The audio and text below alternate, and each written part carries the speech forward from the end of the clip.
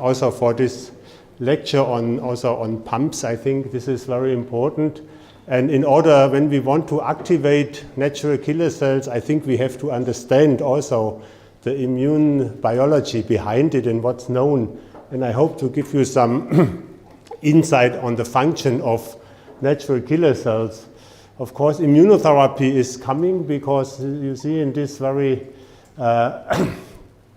appreciated journal, cancer immunotherapy T cells, but of course also NK cells are coming, and I'll show you data. The history of immunotherapy started obviously with Dr. Cooley. The Cooley toxin, he injected bacteria, I think pumps, directly in the tumor cells locally, and saw some response, but he was not the first one. Interestingly, there was Dr. Bruns. He already did the same earlier in 1988. He injected cancer patients already with Streptococcus pyogenes and induced erysipelas and noted shrinkage of the tumor. Interestingly, he was at my university. Of course, we are very proud of this. He was the surgeon in Tübingen for a long time. So Tübingen has, where I come from, has a long history of immunotherapy. Here is a history of immunotherapy, and I just want to focus your attention on the natural killer cells when they were discovered about in 1975 by Dr. Rolf Kissling at the Karolinska Institute. And it was very interesting how they discovered natural killer cells. We have seen this picture, large granular lymphocytes. This is how it looks on an electron microscopy. This is an NK cell, and this NK cell is attacking a leukemia cell here.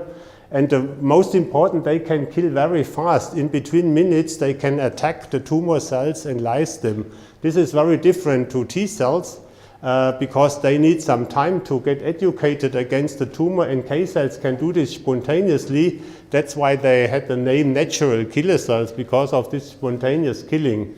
How do we measure the NK activity? We have this normally standard K562 erythroleukemia cell line. We mark this cell line either with radioactive substance or with a chemical substance. Then we give NK cells to this cell line, and after maybe 2 or 4 hours, we measure how much is released of this tracer. And amount of released tracer is a measure for the cytotoxicity of the NK cells, and this is this effector to target ratio. At this sample, we would have 5 to 1, 5 NK cells per 1 tumor cells. And this is then what you see once in a while in terms of cytotoxicity. We can measure specific lysis, again at different effector to target ratios, and there you get a good impression how good NK cells are functioning at killing. There has been a very important and interesting study in Japan published in 2000, also in a very highly rated journal in Lancet. They have looked for Japanese residents for the NK activity, as I showed you, and then they have followed these people over time whether they develop cancer. And those people who had a high NK activity had a lower incidence to develop cancer, all kind of cancer, and those who had a low NK activity had a higher incidence of cancer. So that was already a first hint that the NK system is very important in a kind of surveillance system in the body to always screen the body for malignant or cells which might become malignant and which should be eliminated from the natural killer cell system. But how do they do this? And this was the great question. How do they recognize tumor cells? This was long not very known, and there was an interesting story also. And Dr. Curry, also from the Karolinska Institute, he had a good idea and published a paper how to recognize a foreign submarine. And this gives the history how NK cells recognize tumor cells. And this was very interesting. This gave him the idea for his hypothesis Maybe you remember there was a time where near Sweden, near Stockholm, there were always some submarines. They were suspicious that they may be Russian submarines, but they didn't really know because nobody could recognize the submarines. So what did they do? So they gave the local fishers, so they had very different ideas how they can recognize what submarine is it. And Dr. Curry took this as an example how NK cells work. So they told the local fishers, they gave them a book with thousands of pictures, with all pictures of all submarines in the world. And when they see a submarine, they should look in the book, 1,000 pictures, and then call, there is a submarine. And you can imagine this is difficult, time-consuming, this takes days to go to the book. And they had another idea, and this was the idea how NK cells work. They told the fishers, don't worry, if you see, in Sweden, we only have 3 types of submarines. So if you see one of them, don't call us, all is fine. And this is fast and effective. And this was the basis of this missing self hypothesis, which Klaas Curry hypothesized without knowing it. This was just a theoretical thinking, how can you recognize something very easy and fast.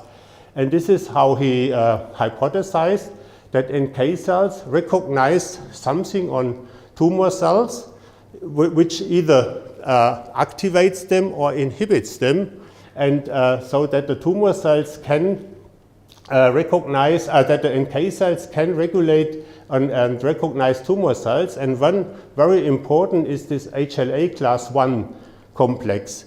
All of our cells have HLA class 1 expressed, apart from red blood cells, they don't have it, but all nucleated cells, and there is one little exemption I show you.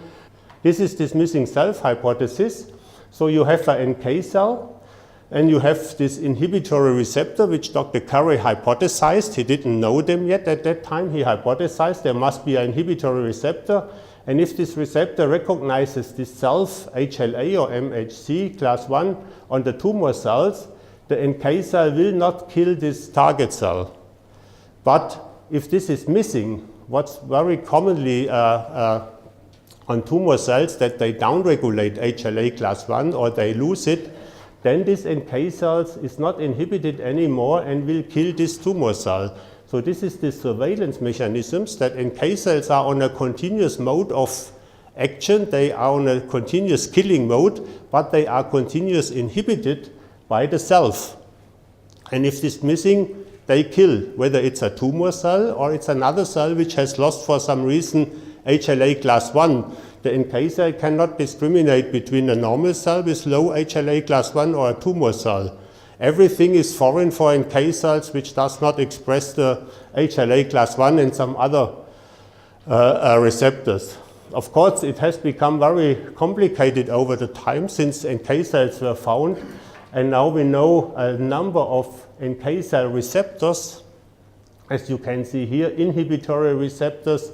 We know activatory receptors, we know co-stimulatory receptors, and I think the numbers will still increase, how many receptors are involved in the function of NK cells. And at the end of the day, all the different influences of the signals coming to this via the receptors to the NK cells will determine how an NK cell will behave and kill. So one very important system is this inhibitory receptor system, and this is now for the tumor surveillance very important.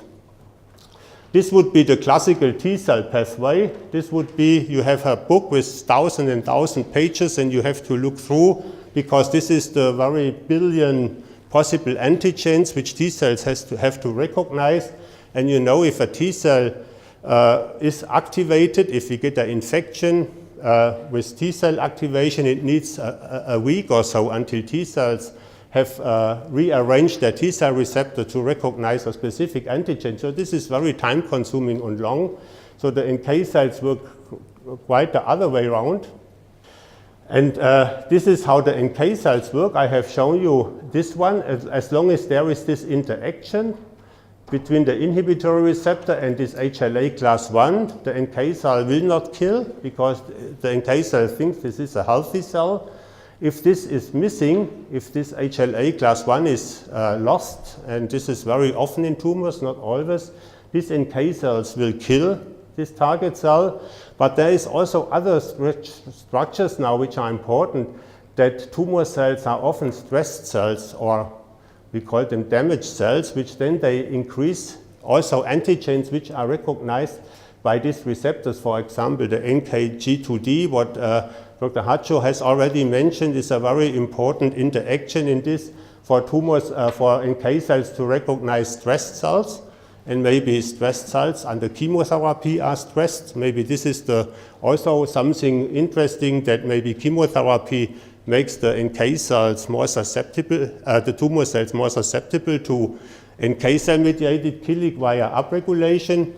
But one very important activation mechanism, and I think this is for NK cells the most important, is this one, the so-called antibody-dependent cellular cytotoxicity, the ADCC.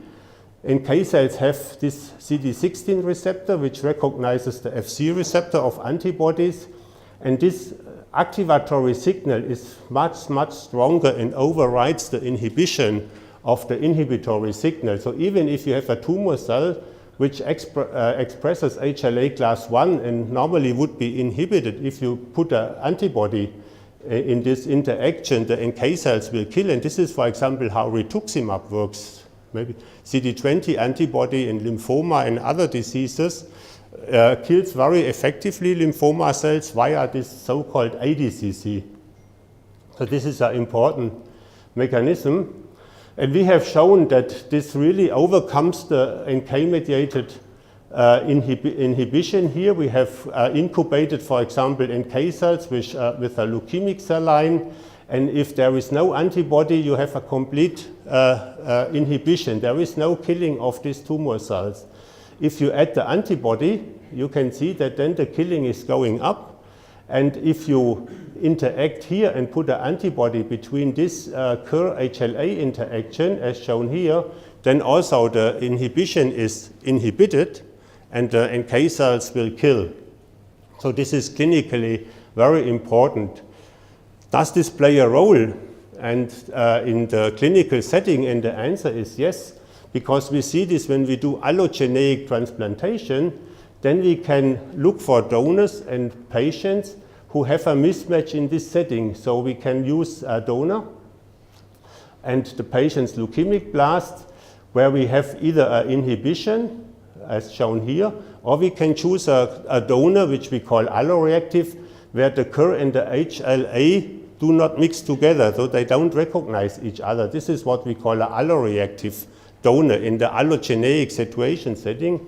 And this has been shown that this is very important. These are adult patients with acute myeloid leukemia who got an allogeneic transplantation. These are patients who were in remission on this side from their disease when they went into transplant. And you see when they had an NK alloreactive donor, so where the NK cells could kill the leukemic blasts of the patient because they were not inhibited, the survival and was very good. But if you had a non-alloreactive setting where the NK cells were inhibited, you see that the survival is very poor. So this is also a hint that the NK cells play an important role, maybe not only in the allogeneic system, but also in our continuously surveillance. As we sit here, I think our NK cells are continuously going through our body and checking whether all cells express HLA class 1. And if they don't do, they kill them. Apart from one cell type in the body, which I come to. So we have also seen this in pediatric patients with acute lymphoblastic leukemia in a transplant setting. We saw the same. If you have an NK alloreactive donor, the risk of relapse is very low. If you have an NK non-alloreactive donor, so continuous inhibition of the NK cell system, you have a high risk of relapse. Also showing NK cells are important for controlling leukemia cells or tumor cells in our body. And I think this happens all the time. How can we use NK cells now? Of course, we can nowadays do adoptive transfer in the autologous setting. We can take them out, we can activate them, outside the body, but maybe also inside the body with pumps, with MgN3 and with other stimuli. You have mentioned the missile. I think missile 2 is also, I think, an interesting approach to activate NK cells, and that was actually, when I was a student, my first task to test the action of missile 2 lectin on NK cells, at least in vitro. That was back in the 80s, early 80s. So, and we can also do this allogeneic transfer, which I have shown you, because this is very, very effective. And of course, it gets more and more complicated the more we do research. And you see already a number of activating receptors which interact with the tumor cells. And of course, the tumor cells, whenever you do something against the tumor cell will do something against you and try to escape. I think this is our continuous fight with tumor cells, the escape mechanisms. And we have in the, of course, in solid tumors, maybe it's easier in leukemia where we have single cell as targets for NK cells. But in the solid tumors, we have the microenvironment, and we have heard about the M2 macrophages, which maybe also are in the tumors very protective and protecting the tumor from the immune response. And sometimes, if you look in the histology of tumors, you see the solid tumor and you see the lymphocytes sitting outside the tumor, but they don't go in. This is like a wall. And this is the microenvironment which protects the tumor from immune attack. And we have to find ways how to overcome this protection.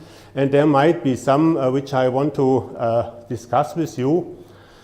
One are antibodies. I showed you already that with antibodies we can overcome this inhibition and activate the NK cells. This, for example, is for leukemia, anti-CD19, but you can take other antibodies, rituximab, EGFR receptor antibodies, Herceptin, as they are named, to overcome the inhibitory action of this interaction. Nowadays there are more interesting antibody constructs, like you can target with one antibody 2 antigens on the tumor cells. I think this is also coming, which activates the NK cells, and maybe now a little bit more recently the NK CAR cells, which are artificially directed against the antigen, and I come to this in a second.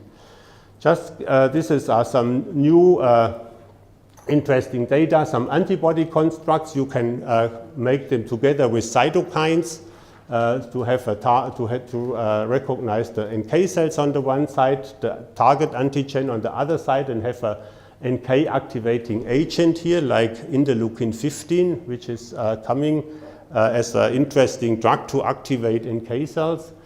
And they have shown very impressive data, as you can see here with this drug. This is in leukemic mice. And when they treat these mice with these antibodies and NK cells, they can reduce the leukemic infiltration in these mice quite considerably. So also very important data that these NK cells are effective. This is this interleukin 15, which is now just coming up. This is an artificial construct, a so-called superagonist complex, which is now in clinical trials also to activate NK cells. I think this is a very strong activator. And we don't know yet, because this is quite new, whether maybe this interacts with Biobrand. That would also be something interesting, that we look more for combinations of these newer drugs. I think we should not completely blend them out, so that we should incorporate maybe this phytotherapy approach also with these approaches which we know now of cytokines, and there are other cytokines to come. If you look in the databases, there are already almost 20 studies for this interleukin 15 to activate NK cells, for example here in advanced solid tumors, HIV-infected people, refractory leukemia, and so on. So there are numerous investigations going on. And here are some targets for targeting NK cells. I think for sake of time I can go over this.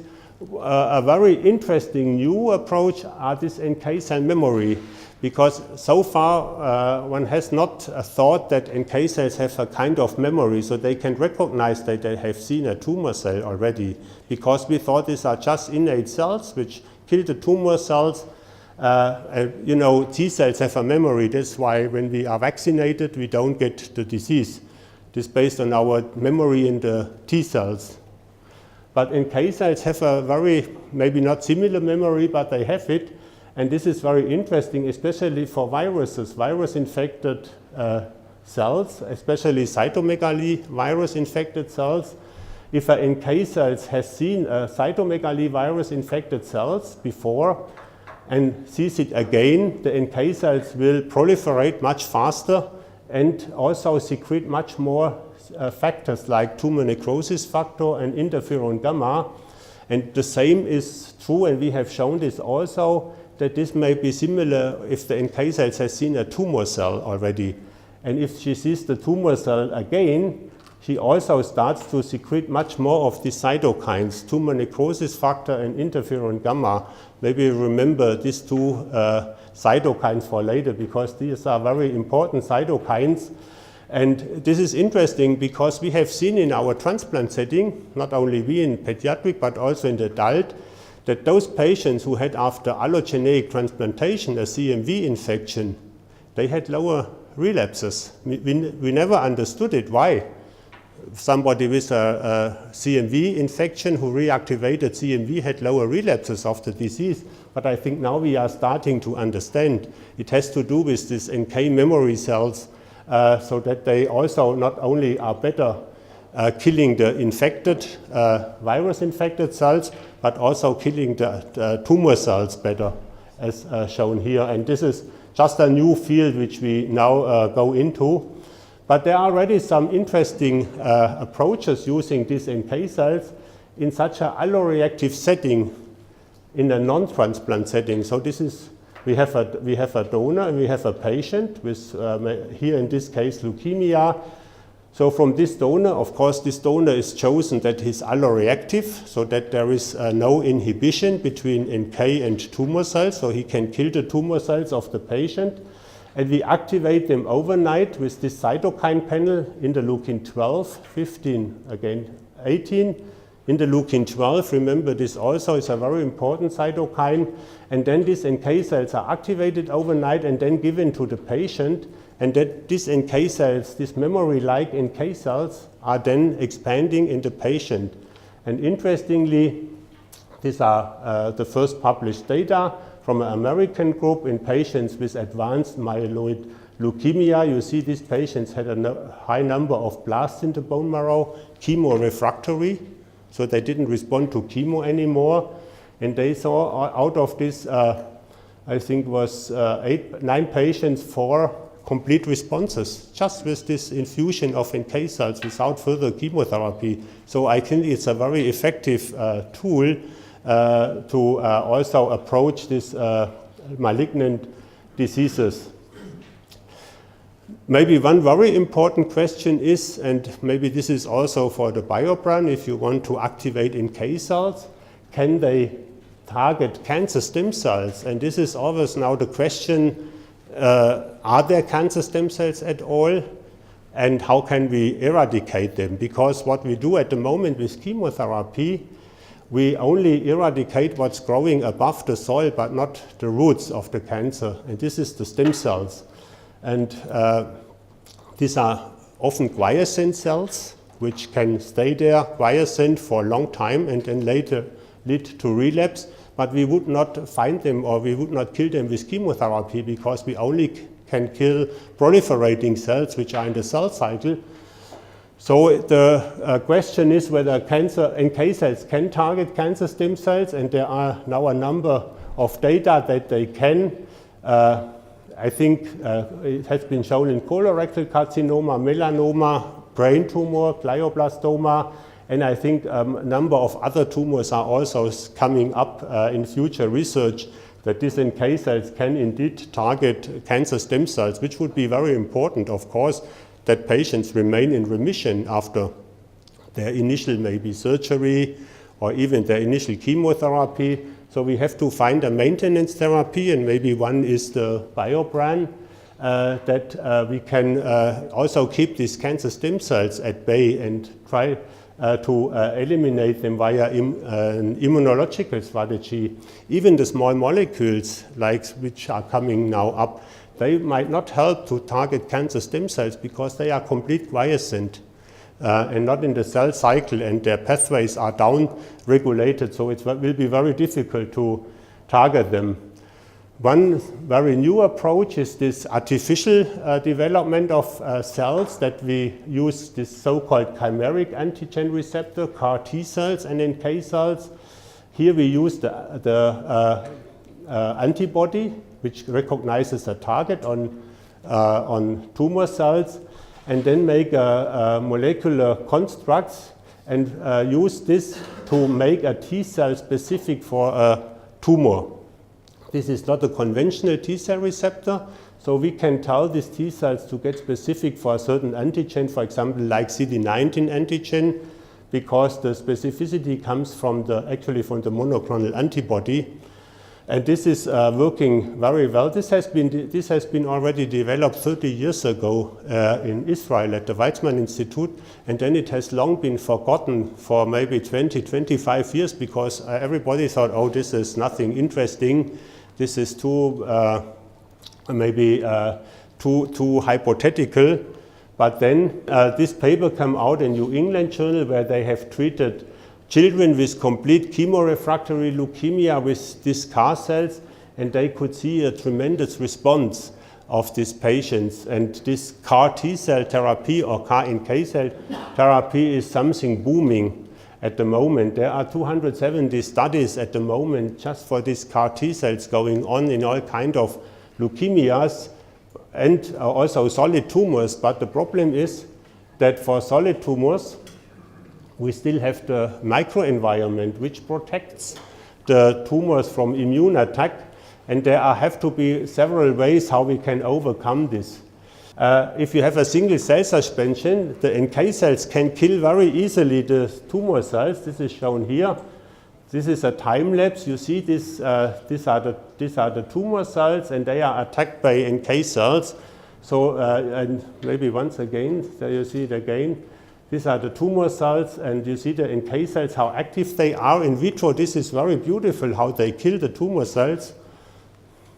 But in vivo, we don't know yet. We have heard of these checkpoint inhibitors, how to overcome maybe the microenvironment of the tumor, but also cytokines are important.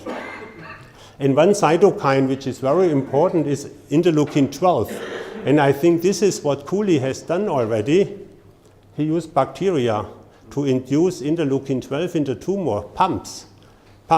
And it's interesting, the interleukin 12, the first name was not interleukin 12, it was NKSF, natural killer stimulating factor. That's how interleukin 12 was found, because one has seen there is a cytokine which stimulates NK cells, and then these NK cells release all their cytokines like tumor necrosis factor, interferon gamma.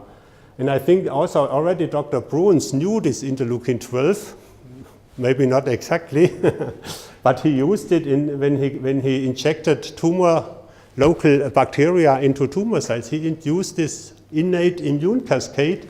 And but how can we see whether interleukin 12 plays a role? Therefore, we had to go to the mouse system, and we had to develop a humanized mouse, because interleukin 12 is species specific. The human interleukin 12 only works in human, but not in mice. So we had to humanize the mice. There are immune deficient mice. When we transplant them with human stem cells, like a bone marrow transplantation, we get a human immune system in these mice. And then we can manipulate it, and this is what we have done. We have then injected rhabdomyosarcoma cell lines in these humanized mice and treated them with various agents. One of them was this IL-12. And this IL-12 was fused to an antibody which recognizes histone or DNA. And wherever you have solid tumor, you have a high number of spontaneously apoptotic tumor cells because the angiogenesis is not enough for the tumor. So you have always more free DNA at the tumor, which is then recognized by the antibody, and you get a local enrichment of this cytokine at the tumor. This is what we want. We want a local enrichment of cytokines, not in the periphery, and because otherwise they get very, they have quite side effects if it's not acting at the local level. So we have done this in these mice, and we have seen that we can have a reduced tumor burden if we treat these mice with interleukin 12. And but what's also very important, and this is we saw the tumor infiltration. Of course, these are human lymphocytes, not mouse lymphocytes. It's all in a human system, in the mouse, in a humanized mouse system.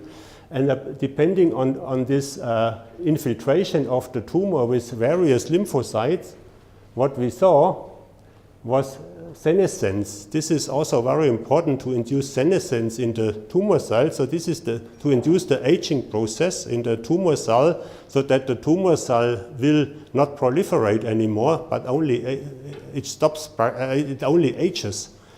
And this is also a very interesting approach at the moment to induce senescence in tumor cells, because there you can have a tumor present in the body. When we see this in the mice, these mice can have a tumor for 1 year, but the tumor is not growing anymore. It just stays there. So you have made a chronic disease.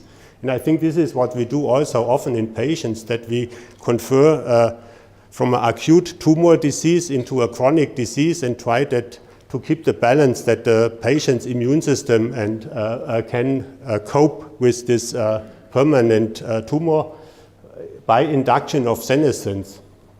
And what we have seen, this is very interesting, we have induced a rhabdomyosarcoma cell line, and what we have seen, as you can see here, we have seen cross-striated muscle, human muscle, from an undifferentiated rhabdomyosarcoma cell line.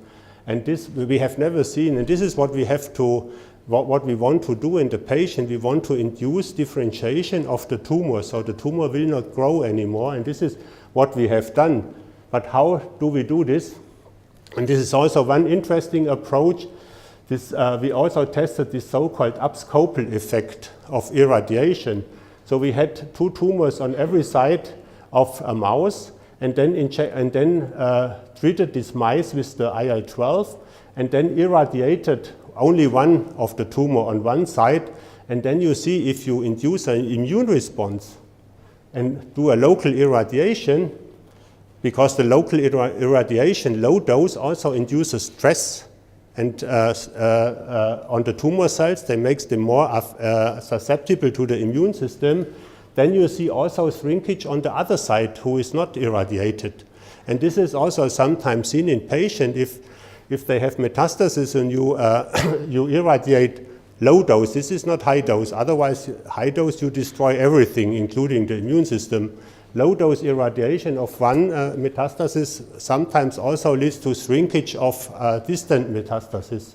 Effector mechanisms which were responsible for this induction of senescence is interferon gamma and tumor necrosis factor, which are then secreted by NK cells upon stimulation by interleukin 12 or bacteria, and very interesting, also by MGN3. This has been shown already some time ago that MGN3 stimulates the production of tumor necrosis factor and interferon gamma, which then is a very strong inducer of senescence in tumor cells. So this is something I think we have to also look again, maybe also in combination with the interleukin 12. I think we can switch this and come just at the end. I want to show you some of our data that we also look into the interaction of MGN3, how it activates NK cells together with interleukin 2. Interleukin 2 is also one of the cytokines which activates NK cells. This is a drug which is clinically available, and this is killing, this is against this K562 cell line, the standard cell line. We see that we can activate the NK activity with IL-2, but as good as with MGN3 is a good activator in this in vitro setting as good as IL-2, which is very surprising for us, and I think it's via the induction of the secondary cytokines. K562 is the standard NK cell line as a target for the NK test, and now we understand why. Because the only cells in the body, in our body, which do not physiologically express HLA class 1 are erythrocytes and the precursors of erythrocytes, which are erythroblasts. Normal erythroblasts do not in the bone marrow do not express HLA class 1. And K562 is an erythroblast leukemia, which is not expressing HLA class 1. So that was the luck of the people at that time to find this NK activity at all. This is again here we combined the IL-2. This is NK spontaneous NK activity. This is with IL-2, low dose IL-2. This is with MGN3, and this is the combination. So with a combination, we can stimulate the NK activity. This is against hepatoblastoma. We have done various tumor cells. This is rhabdomyosarcoma cell line.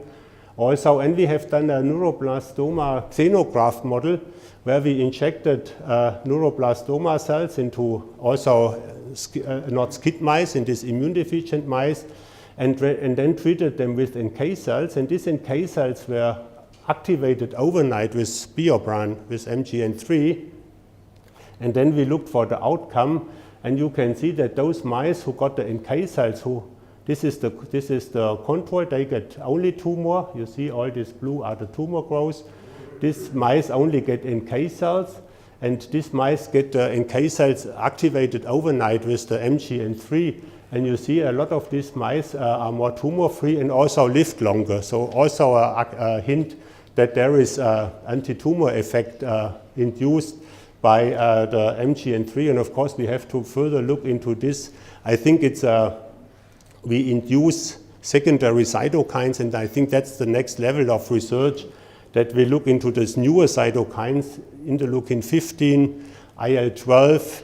Dr. Gonium has already described interferon gamma tumor necrosis factor. I think we have to go back and look again at this, because I think it's very important, because the findings that these cytokines induce senescence in tumor cells are rather new. I think we have to go back for the old data. Maybe we understand with the current knowledge better why they work, or why we observed some interesting features of this. So my conclusions, I think NK cells play an important role. Cytokines or reagents or combinations are able to activate NK cells, and I think there is still more work to do. Whether it's pumps in the suspension, but there might be also other mechanisms yet which activate NK cells. Of course, we can target nowadays the NK cells. We don't know yet whether MGN3 has an influence on this targeted NK cells. That's also maybe now work to come, but I think most important for our solid tumors is this barrier for immunotherapy.